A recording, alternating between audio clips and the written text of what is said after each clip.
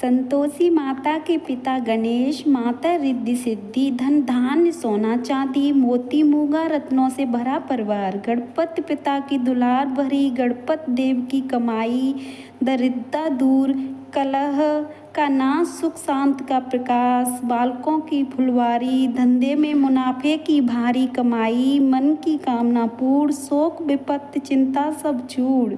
संतोषी माता का लो नाम, जिससे बन जाए सारे काम। बोलो माता संतोषी की जय।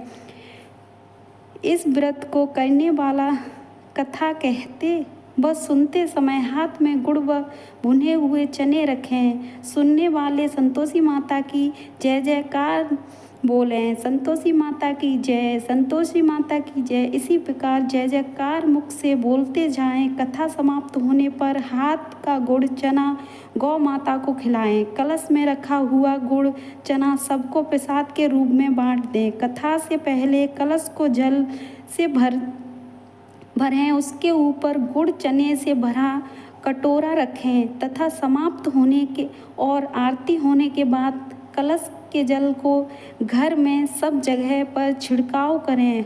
बचा हुआ जल तुलसी की क्यारी में डाल दें। सवा आने का गुड़ चना लेकर माता का व्रत करें। सवा पैसे का गुड़ लें तो भी चलेगा। गुड़ घर में हो तो ले लें, विचार ना करें, क्योंकि माता भावना की भूखी हैं। कम ज़्यादा का कोई विचार नहीं, इसलिए जितना भी बन पड़े अर्पण करें। श्रद्धा और प्रेम से प्रसन्न मन और व्रत करना चाहिए। व्रत के उद्यापन में 2.5 सेर खाजा, मूंग दाल, पूड़ी, खीर, चने का साग रखें। घी का दीपक जलाएं। संतोषी माता की जय जयकार बोल नारियल फोड़ें। इस दिन घर में कोई खटाई न खाए और न आप खाएं, न किसी को खाने दें। इस दिन 8 लड़कों को भोजन कराएं। देवर जेठ घर कुटुंब के लड़के मिलते हैं तो सही है, दूसरों को बुलाना नहीं। कुटुंब में न मिले तो ब्राह्मणों को या रिश्तेदार के बच्चों को बुलाएं। उन्हें खटाई की कोई वस्तु न दें तथा भोजन कराकर यथाशक्ति दक्षिणा दें। नगद पैसा न दें, कोई वस्तु दक्षिणा में न दें। व्रत करने वाला कथा सुन प्रसाद ले एक समय भोजन करें। इस तरह माता अत्यंत खुश होंगी और दुख दरिद्रता दूर होकर मनोकामना पूरी होगी। बोलो माता संतोषी की जय। एक बुढ़िया थी और उसके 7 पुत्ते 6 कमाने वाले थे। एक निकम्मा था। बुढ़िया माँ छठों पुत्तों की रसोई बनाती थी, भोजन कराती थी और पीछे से जो कुछ बचता वो 7वें को दे देती थी। परंतु वह बड़ा भोला था, मन में कुछ विचार न करता था। एक दिन अपनी बहू से बोला, देखो मेरी माँ मुझ पर कितना प्यार करती हैं। वह बोली, क्यों नहीं, सबका झूठा बचा हुआ तुमको खिलाती हैं। वो बोला, भला ऐसा भी कहीं हो सकता है, मैं जब तक आँखों से न देख लूँ मान नहीं सकता। बहू ने हंसकर कहा, तुम देख लो तब तो मानोगे। कुछ दिन बाद त्योहार आया। घर में 7 प्रकार के भोजन और चूरमा के लड्डू बने। वह जांचने को सिर दर्द का बहाना बनाकर पतला कपड़ा सिर पर ओढ़कर रसोई घर में सो गया और कपड़े में से सब देखता रहा। 6 भाई भोजन करने आए। उसने देखा माँ ने उनके लिए सुंदर सुंदर आसन बिछाए हैं, 7 प्रकार की रसोई परोसी है। वह आग्रह करते जमाती है। वह देखता रहा। 6 भाई भोजन कर उठे। तब माता ने उनकी झूठी थालियों में से लड्डुओं के टुकड़ों को उठाया और एक लड्डू बनाया। झूठन साफ कर बुढ़िया माँ ने पुकारा, उठो बेटा, 6 भाई भोजन कर गए हैं, अब तू ही बाकी है, उठ ना, कब खाएगा। वह कहने लगा, माँ मुझे भोजन नहीं करना, मैं परदेश जा रहा हूँ। माता ने कहा, कल जाता तो आज ही जा। वह बोला, हाँ हाँ आज ही जा रहा हूँ। यह कहकर वह घर से निकल गया। चलते समय बहू की याद आई। वह गौशाला में कंडे पात रही थी। वहीं जाकर उसने बोला, हम जाएं परदेस को आवेगे कुछ काल, तुम रहियो संतोष से धर्म आपनो पाल। देहु निशानी आपनी देख दरु में धीर, सुध हमरी मत बिसरइयो रखियो मन गंभीर। वह बोला, मेरे पास तो कुछ नहीं है, अंगूठी है सो ले लो और अपनी कुछ निशानी मुझे दे दो। वह बोली, मेरे पास क्या है, यह गोबर भरा हाथा है। यह कहकर उसकी पीठ में गोबर के हाथ की थाप मार दी। वह चल दिया। चलते चलते दूर देश पहुंचा। वहाँ पर एक साहूकार की दुकान थी। वहाँ जाकर कहने लगा, भाई मुझे नौकरी पर रख लो। साहूकार को ज़रूरत थी, बोला रह जा। लड़के ने पूछा, तनख्वाह क्या दोगे? साहूकार ने कहा, काम देखकर दाम मिलेगा। साहूकार की नौकरी मिली। वह सवेरे 7 बजे से रात तक नौकरी बजाने लगा। कुछ दिनों में दुकान का सारा लेन देन, हिसाब किताब, ग्राहकों को माल बेचना, सारा काम करने लगा। साहूकार ने 7-8 नौकर थे। वे सब चक्कर खाने लगे कि यह तो बहुत होशियार बन गया है। सेठ ने भी काम देखा और 3 महीने में उसे आधे मुनाफे का साझीदार बना दिया। वह 12 वर्ष में ही नामी सेठ बन गया और मालिक सारा कारोबार उस पर छोड़कर बाहर चला गया। अब बहू पर क्या बीती सो सुनो। सास ससुर उसे दुख देने लगे। सारी गृहस्थी का काम करके उसे लकड़ी लेने जंगल में भेजते। इस बीच घर की रोटियों के आटे से जो भूसी निकलती उसकी रोटी बनाकर रख दी जाती और फूटे नारियल की नरेली में पानी। इस तरह दिन बीतते रहे। एक दिन वह लकड़ी लेने जा रही थी कि रास्ते में बहुत सी स्त्रियां माता का व्रत करती दिखाई दी। वह वहाँ खड़ी हो कथा सुनने लगी।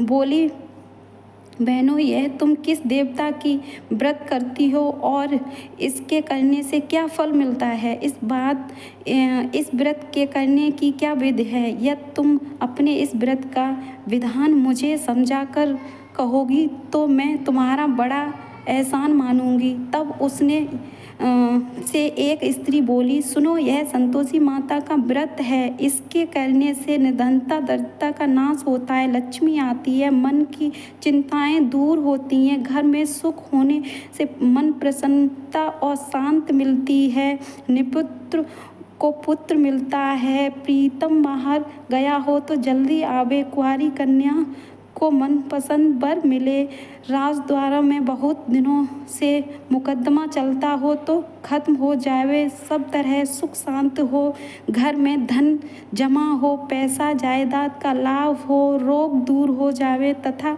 और जो कुछ मन में कामना हो वो सब संतोषी माता की कृपा से हो जावे, इसमें संदेह नहीं। वह पूछने लगी, यह व्रत कैसे किया जाए, यह भी बताओ तो बड़ी कृपा होगी। स्त्री कहने लगी, 1.25 आने का गुड़ चना लेना, इच्छा हो तो 5.25 आने का लेना या 1.25 रुपये का भी चलेगा।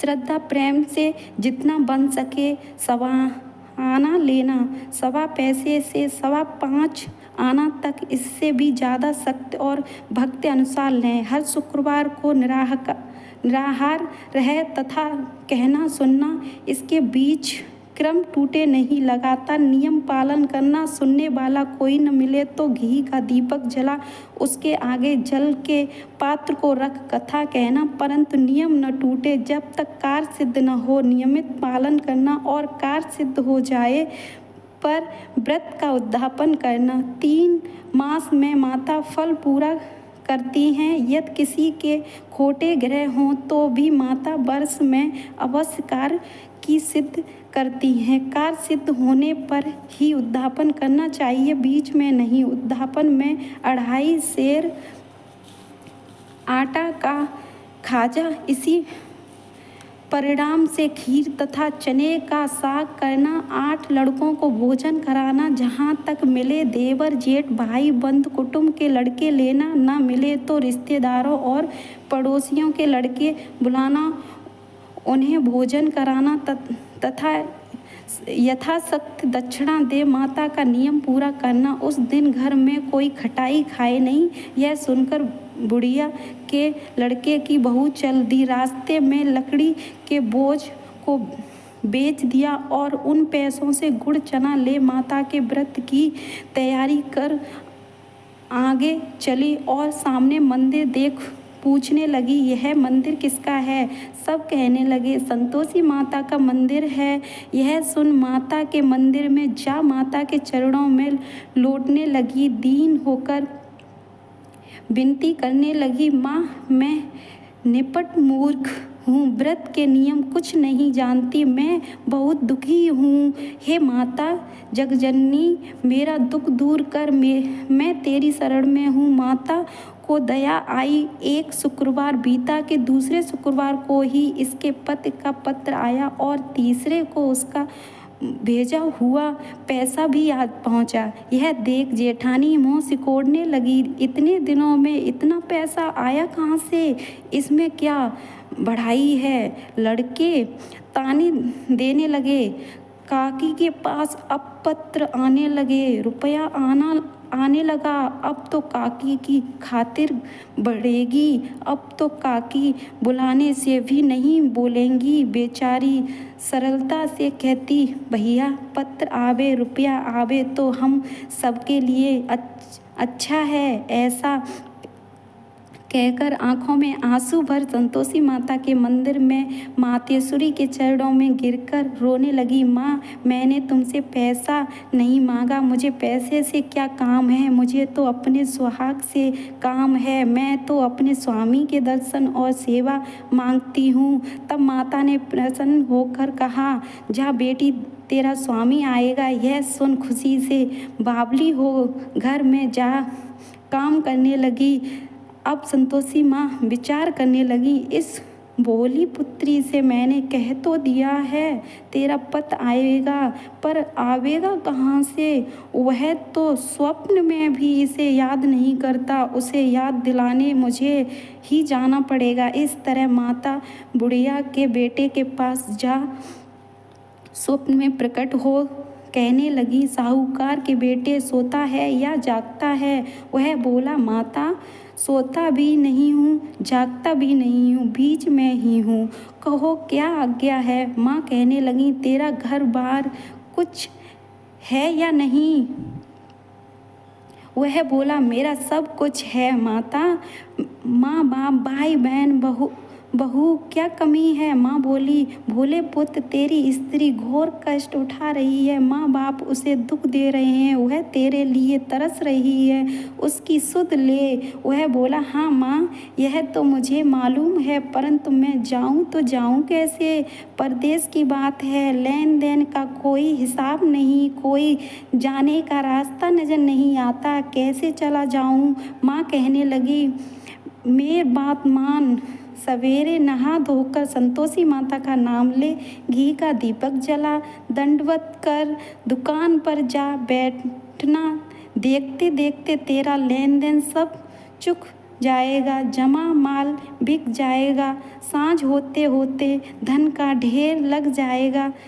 जब सवेरे बहुत जल्दी उठ उसने लोगों से अपने सपने की बात कही तो वे सब उसकी बात अनसुनी कर दिल लगी उठाने लगे। कहीं सपने में ही सच होते हैं। एक बूढ़ा बोला, देख भाई मेरी बात मान, इस प्रकार साँच झूठ करने के बदले देवता ने जैसा कहा है वैसा ही करने में तेरा क्या जाता है? वह बूढ़े की बात मान, इस प्रकार साँच झूठ करने के बदले देवता ने जैसा कहा है वैसा ही